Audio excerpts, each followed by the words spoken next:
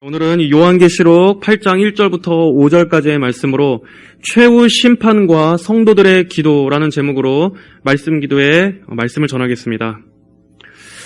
하나님께서는 최후 심판에 정하신 때와 날을 성경에 따로 계시하지 않으셨습니다. 하나님께서는 우리에게 종말의 때에 대해서 구체적으로 알려주시지 않으셨습니다. 그 이유는 우리 성도들로 하여금 영적인 긴장감을 가지고 깨어서 그 날을 미리 대비하고 언제나 부지런함과 신실함으로써 그날을 준비하도록 하시기 위한 것입니다. 예수님께서는 마태복음 24장 36절 이하에서 제자들에게 이렇게 말씀하셨습니다. 그러나 그 날짜와 시각에 대해서는 아무도 모른다. 하늘의 천사들도 모르고 아들도 모르며 오직 아버지께서만 아신다. 노아의 날들과 같이 인자가 오는 것도 그러할 것이다. 홍수 이전 시대에 노아가 방주에 들어가던 날까지 사람들이 먹고 마시고 장가들고 시집가다가 홍수가 와서 그들을 다 쓸어버릴 때까지 그들은 알지 못하였으니 인자가 오는 것도 그러할 것이다. 그때 두 사람이 밭에 있을 것인데 하나는 데려감을 당하고 하나는 버려질 것이다. 두 여자가 맷돌을 갈고 있을 것인데 하나는 데려감을 당하고 하나는 버려질 것이다. 그러므로 깨어 있어라. 너희는 너희 주께서 어느 날에 오실지 알지 못하기 때문이다. 너희가 이것을 명심하여라. 집주인이 밤에 어느 시점에 도둑이 올 줄 알았다면 그가 깨어서 자기 집이 뚫리게 하지 않았을 것이다. 그러므로 너희도 준비하고 있어라. 너희가 생각하지도 않은 때 인자가 올 것이기 때문이다. 이 말씀은 최후 심판의 날은 이 땅의 사람들이 전혀 생각지도 못한 때에 갑작스럽게 임할 것을 말씀합니다. 그 날의 결정적인 시간은 오직 하나님께서만 아십니다. 그러나 확실한 것은 그 날은 반드시 속히 임할 것이며 그 날에는 영원한 분리가 있을 것입니다. 그러므로 성도들은 이 날이 오기까지 언제나 깨어있는 자세로 준비하고 있어야 함을 강조하고 있습니다. 또 마가복음 13장 35절 37절에서도 말씀하십니다. 그러므로 깨어있어라. 그 집주인이 언제 올지, 저녁 늦게 올지, 한밤중에 올지, 닭 울 때에 올지, 새벽에 올지 너희가 알지 못하기 때문이다. 그가 갑자기 와서 너희가 자는 것을 보지 않도록 하여라. 내가 너희에게 말하는 것은 모든 이들에게 말하는 것이다. 깨어 있어라. 이 말씀에서도 예수님께서는 재차 강조하십니다. 그날에 우리가 자는 자로 드러나지 않도록 언제나 깨어 있어야 할 것을 분명히 당부하고 계시는 것입니다. 자, 그렇다면 마지막 때를 살아가는 우리 성도들이 종말을 준비하는 가장 현명한 자세는 무엇입니까? 그것은 바로 기도하는 것입니다. 예수님께서 누차 깨어있으라 명령하신 것은 바로 기도하라는 명령과 같은 것입니다. 예수님께서는 시험에 들지 않도록 깨어 기도하여라 라고 말씀하셨습니다. 이 말씀은 예수님께서 다시 오시기 전까지 이 땅에서의 우리 성도들은 여전히 다양한 시험에 노출될 수밖에 없다는 것을 전제로 하고 있는 것입니다. 우리는 우리 자신의 내적인 시험뿐만 아니라 외부로부터 오는 이 시험으로부터 우리 자신을 지키기 위해서라도 언제나 기도해야 합니다. 우리 성도들을 시험에 걸려 넘어뜨리게 하는 다양한 공격들이 있을 것이기 때문입니다. 특별히 이러한 기도의 준비는 이 세상이 끝을 향해 갈수록 더욱더 요구되는 자세입니다. 마지막 때로 갈수록 공중 권세 잡은 자인 이 마귀의 역사는 더욱더 기승을 부릴 것이고 악의 세력들은 더욱 번성할 것입니다. 디모데 후서에 예고된 대로 세상이 점점 종말을 향해 갈수록 사람들은 자기를 사랑하게 될 것입니다. 사람들은 돈을 사랑하며 자랑하며 교만하며 모독하며 부모를 거역합니다. 감사하지 않으며 거룩하지 않으며 무정하며 화해하지 않으며 비방하며 절제하지 못하며 사나우며 선한 것을 좋아하지 않게 될 것입니다. 배신하며 조급하며 자만하며 쾌락 사랑하기를 하나님 사랑하는 것보다 더하게 될 것이고 경건의 모양은 있으나 경건의 능력은 부인할 것이라고 성경은 예언하고 있습니다. 이 세상인 바빌론에서 큰 음녀에 취해서 많은 이들이 적그리스도에게 경배할 것입니다. 온 세상에 미혹과 속임의 역사가 강하게 나타날 것이고 교회의 대적들은 창궐할 것이며 그로 인해 참된 교회는 불같은 시험을 겪게 됩니다. 교회 역시도 큰 배도와 배교의 물결에 휩쓸리게 될 것이고 많은 이들이 자신의 귀를 즐겁게 하는 거짓 영과 거짓 선생에 속아 그것들을 따라갈 것입니다. 진리의 복음은 파묻히거나 희석돼 버려서 거짓 복음이 진리로 둔갑할 것입니다. 많은 이들이 그에 속아서 믿음에서 이탈하는 일들이 대거 발생할 것입니다. 또한 교회 안에 있는 많은 이들이 예수님을 부인하고 좁은 길에서 떠나 넓은 길로 갈 것입니다. 예수님께서 내가 이 말 마지막 그날에 이 세상에서 참된 믿음을 볼 수 있겠느냐 말씀하셨던 것처럼 교회의 믿음 역시 쇠퇴할 것입니다. 그리고 그 안에 있는 얼마 남지 않는 참된 소수의 성도들은 갖은 핍박과 박해를 견뎌야 할 것입니다. 신앙으로 인해서 사회적인 고립과 격리를 당하게 될 것이고 많은 차별과 학대를 받게 될 것이며 그로 인해 극심한 경제적인 어려움을 겪게 될 것입니다. 바울이 당했던 고난처럼 참된 성도들 역시도 온 세상으로부터 전염병 취급을 당하게 될 것입니다. 이것이 마지막 때 교회 앞에 예고된 성도의 환난입니다. 이런 극심한 환난을 우리의 인간적인 믿음으로 어떻게 감당할 수 있겠습니까? 오직 하나님의 은혜뿐입니다.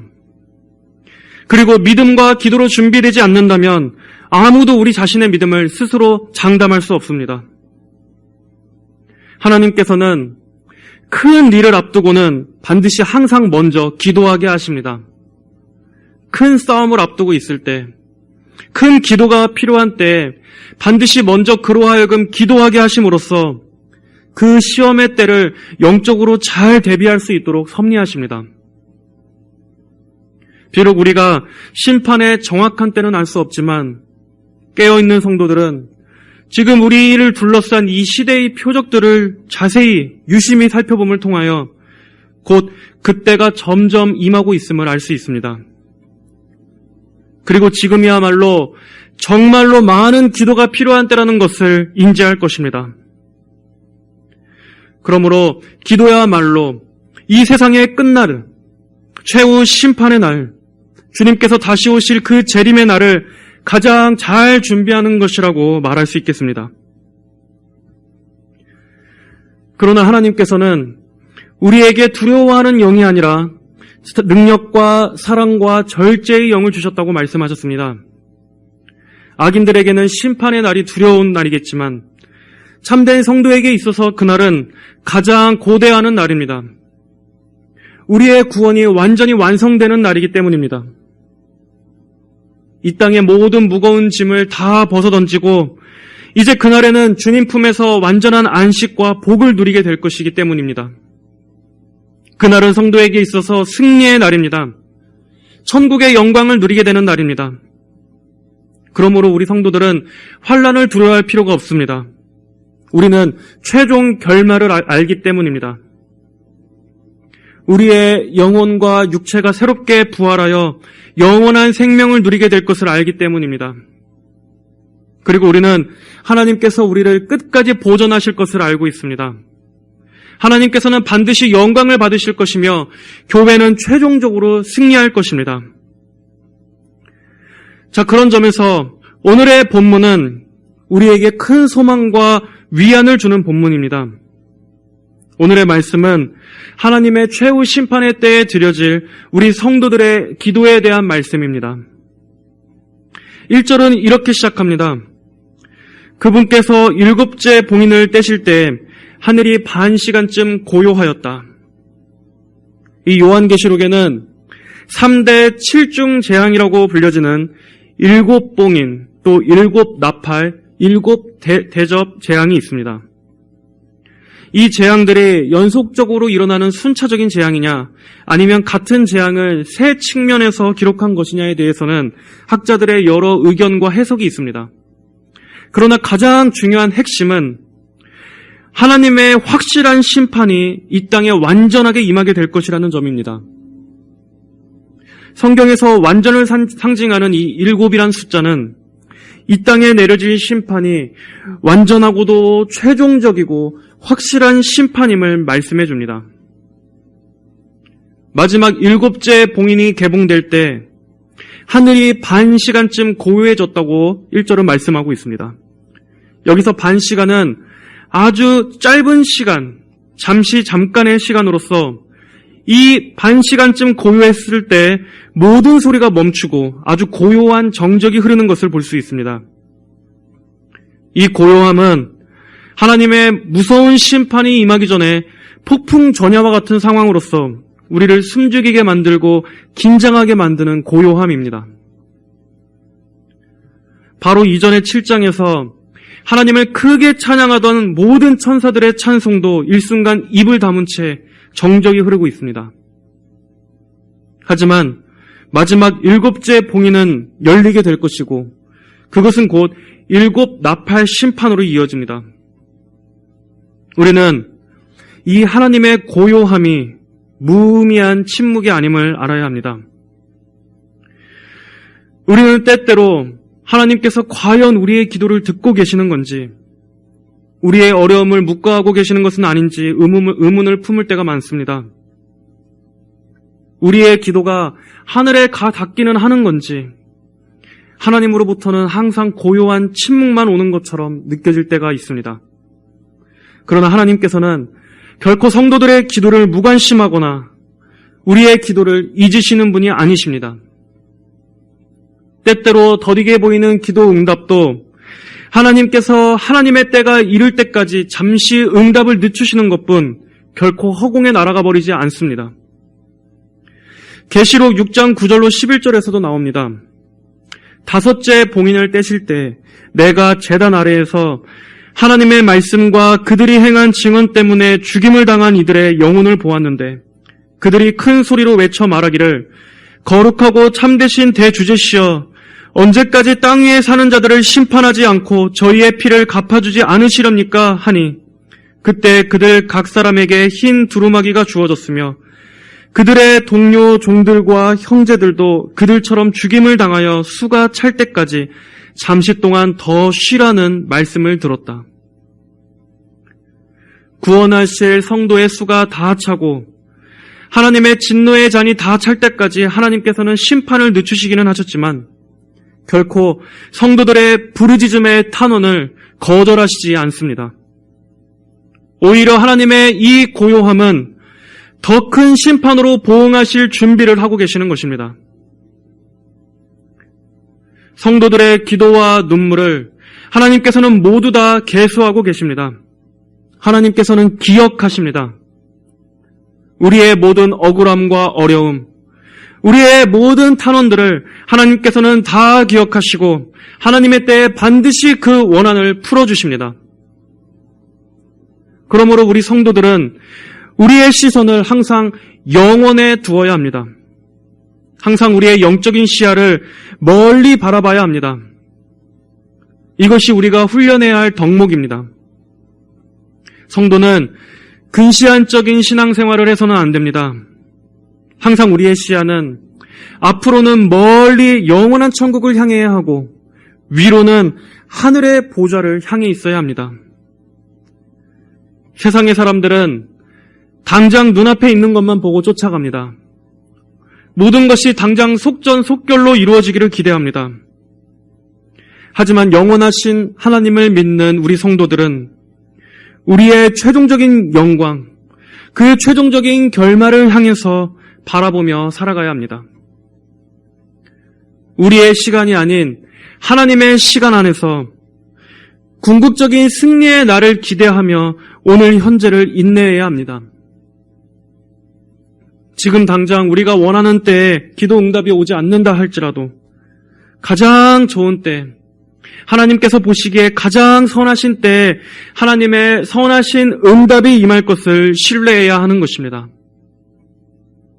하나님의 이러한 침묵은 우리로 더욱더 끈기를 갖고 기도해야 함을 훈련시키기 위한 것입니다. 그로 인해서 우리는 바랄 수 없는 중에도 믿고 바라며 또 하나님을 기다리고 신뢰하는 것을 배울 수 있습니다. 이것이 이 땅에서 우리가 잘 배워야 하는 훈련의 덕목입니다. 자, 2절을 보면 이제 하나님 앞에 있는 7 천사에게 7 나팔이 주어집니다. 이 7 천사는 하나님의 심판을 수행할 천사들입니다. 그리고 그들에게 7 나팔이 주어졌습니다. 성경에서 나팔은 백성들을 소집할 때 또는 전쟁에 출전하거나 진격할 때 그리고 또 특별한 절기를 지킬 때 사용되곤 하였습니다. 그리고 신약에서의 이 나팔의 의미는 종말의 경고를 알리는 의미로 사용되곤 했습니다. 천사들에게 주어진 이 7 나팔은 하나님의 완전하신 진노의 큰 날을 알리는 것입니다. 순교자들의 탄원과 성도들의 부르짖는 간절한 기도는 결코 헛된 것이 아니었습니다. 이제 하나님께서는 모두가 듣도록 분명한 나팔 소리를 통해 이 땅에 하나님께서 예비하신 심판을 집행하실 것입니다. 그리고 이제 또 다른 한 천사가 등장하여 금 향로를 들고 제단 앞에 섭니다. 이 천사는 위의 7 천사보다 더 상위의 천사로 추정됩니다. 그리고 그가 제단 앞에 서 있다는 것으로 보아 구약시대의 제사장과 제사 의식을 연상시킵니다. 그 천사는 금 향로를 들고 있습니다. 그리고 그 향로와 함께 모든 성도의 기도가 보좌 앞에 금 제단에 드려졌다고 말씀하고 있습니다. 그리고 4절에서는 그 향의 연기가 성도들의 기도와 함께 하나님 앞으로 올라갔다고 말씀합니다. 성도들의 기도가 금 향로에 담겨져서 하나님 앞에 올려져 있다는 것을 통해 우리는 하나님께서 성도들의 기도를 얼마나 귀중하게 보시는지를 알 수 있습니다. 구약시대의 향로는 노시였습니다. 그러나 여기 천상의 향로는 금으로 되어 있습니다. 물론 이 금도 이 땅에서 말하는 물질적인 금은 아닐 것입니다. 그만큼 존귀하고 값진 것에 우리 성도들의 기도가 담겨 있다는 뜻일 것입니다. 여러분, 우리가 이 땅에서 드린 기도들은 헛되이 땅에 떨어지지 않고 하나님께 상달되어 하나님의 보좌 앞까지 올려집니다. 고통 가운데 우리가 내뱉었던 신음들, 온전하지 못하고 부족했던 우리의 그 기도들, 골방에서 탄식하며 눈물로 흘렸던 우리의 모든 마음들, 우리로 기도할 수밖에 없게 만드셨던 그 모든 진정한 이유를 우리는 최종적인 승리 후에 알게 될 것입니다. 우리의 그 모든 기도들이 하나도 사라지지 않고 하늘 보좌 앞에 있는 귀한 금 향로에 담겨져서 하나님께 드려졌음을 우리는 알게 될 것입니다. 우리의 기도들이 하나님의 보좌 앞에까지 안전하게 잘 배달되어 도착했었음을 알게 될 것입니다. 하나님께서는 우리의 기도를 다 듣고 계셨습니다. 그리고 그것을 가능케 한 것은 우리를 구원하시기 위해서 십자가에서 희생 제물이 되신 예수 그리스도의 구속 사역 때문입니다. 예수님께서 제단에서 우리를 위한 속죄 제물이 되셨기 때문에 우리는 그 구속의 은혜로 인해서 하나님과 교통할 수 있게 된 것입니다. 성도의 기도가 효력이 있는 것은 예수님께서 우리의 기도가 하나님께 연락되도록 우리를 위해 중보하고 계시기 때문입니다. 우리는 홀로 기도하고 있는 것이 아닙니다. 우리의 믿음이 떨어지지 않도록 날마다 우리를 위해 중보하시는 예수님과 말할 수 없는 탄식으로 우리를 위해 간구해 주시는 성령님의 도우심이 여러분의 기도 가운데 함께 하십니다. 예수님께서 제자들을 파송하셨을 때 예수님께서는 제자들을 향하여 내가 너희를 이 세상에 보내는 것이 마치 양들을 이리 가운데 보내는 것과 같다고 말씀하셨습니다. 이 세상에 놓인 우리 교회와 성도들 역시 마찬가지입니다. 사방에 우글거리는 영적인 원수들과 죄의 유혹과 마귀의 공격이 우리를 둘러싸고 있습니다. 하지만 그럼에도 우리가 안심하고 담대할 수 있는 것은 우리가 삼위일체 하나님의 보호하심 가운데 있다는 사실입니다. 날마다 우리를 지키시며 붙드시는 주님께서 여러분과 함께 하시고 또 그분을 따라 수행하는 많은 천군 천사들이 여러분의 길을 지키고 있습니다. 바로 그 하나님께서 여러분의 길들을 인도해 주신다는 사실을 생각할 때 우리는 늑대와 이리들이 울거리는 이 세상 가운데에서도 평안을 잃지 않을 수 있습니다. 그리고 우리의 기도 소리를 하나님께서 다 들으시고 또 우리의 기도가 하나님의 보좌 앞에 올려진다는 것이 얼마나 감사한 일입니까? 우리는 혼자 탄식하고 혼자 답답해하고 혼자 애통해하는 것이 아닙니다. 여러분이 기도할 때 그 여러분의 기도와 여러분의 마음은 지금 이 시간에도 하늘에 있는 금 향로에 담겨져서 향기로운 향으로 하나님 앞에 연락될 것입니다. 하나도 빼놓지 않고 다 올려질 것입니다. 그러므로 성도들은 비록 몸은 이 땅에 있으나 우리는 영원을 사는 사람들입니다. 우리는 하늘 보좌와 교통하는 존재입니다. 여러분, 성도는 신령한 존재입니다. 거룩하게 구별된 하나님의 택하신 백성입니다. 이 땅에서의 성도는 힘없고 무력할지 모르나 우리 성도에게는 그리스도의 권세가 있습니다. 그리고 장차 우리 성도들은 철장으로 나라들을 다스리게 될 것입니다. 요한계시록 2장 26절 27절에 이기는 자와 나의 일들을 끝까지 지키는 자에게는 나라들을 다스리는 권세를 주겠다. 그가 질그릇들을 부수듯이 철장으로 그들을 다스릴 것이라고 말씀하고 있습니다. 그러므로 우리는 담대함을 잃지 말고 기도해야 합니다. 최종적으로 이기게 될 그 승리를 바라봐야 합니다. 우리에게 주신 예수 그리스도의 권세를 힘입어서 기도해야 할 것입니다. 자, 이제 마지막 5절을 보겠습니다. 그 천사가 향로를 취하여 제단의 불에서 불을 가득 채워 땅에 쏟으니 천둥과 요란한 소리와 번개와 지진이 일어났다. 성도들의 기도는 완전히 하나님께 상달되었습니다. 이제 그 천사가 향로에 불을 담아 땅에 던지자 이 땅에 천둥과 요란한 소리와 번개와 지진이 일어납니다. 하나님께서 성도들의 기도에 응답하셔서 하나님의 최종적인 심판을 집행하시는 것입니다. 이 말씀에서 우리는 성도들의 기도가 하나님의 섭리와 이 세상 역사를 잇는 다리 역할을 한다는 것을 볼 수 있습니다. 우리가 이 땅에서 드렸던 기도들, 우리의 탄원들은 하나님의 심판의 불이 되어 하늘로부터 이 땅에 떨어지게 될 것입니다.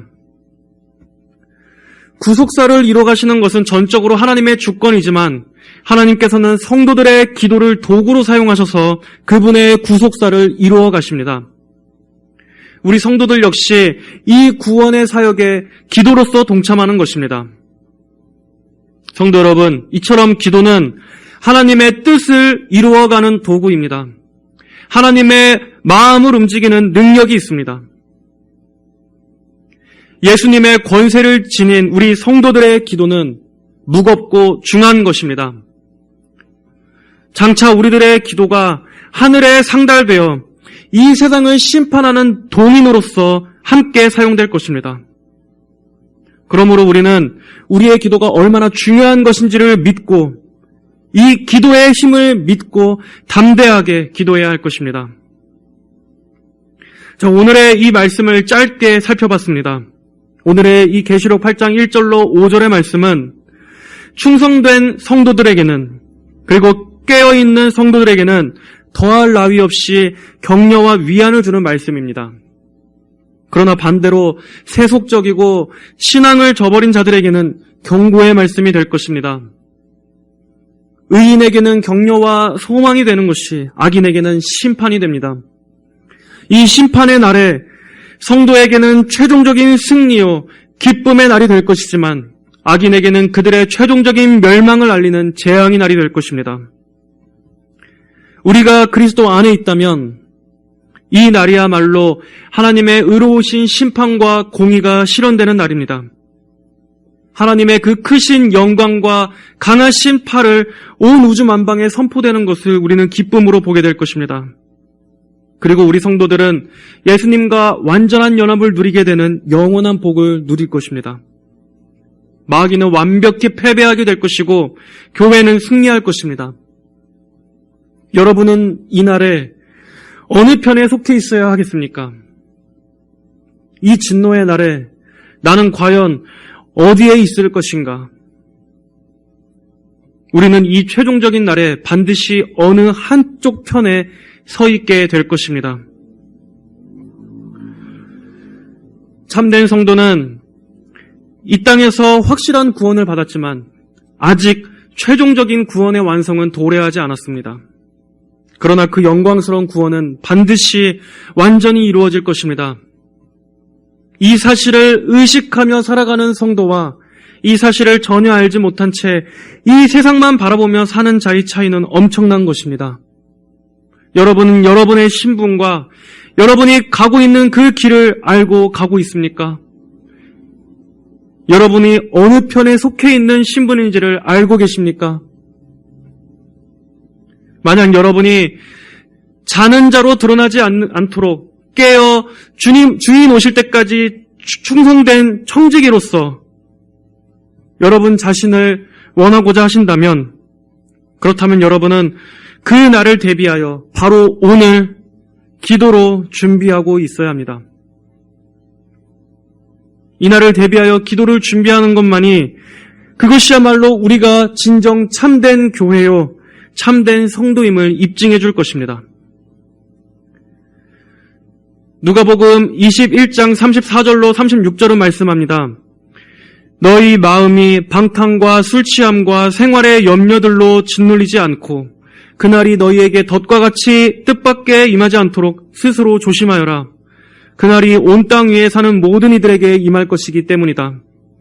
너희가 앞으로 일어날 이 모든 것들을 피하고 인자 앞에 서도록 기도하며 항상 깨어 있어라.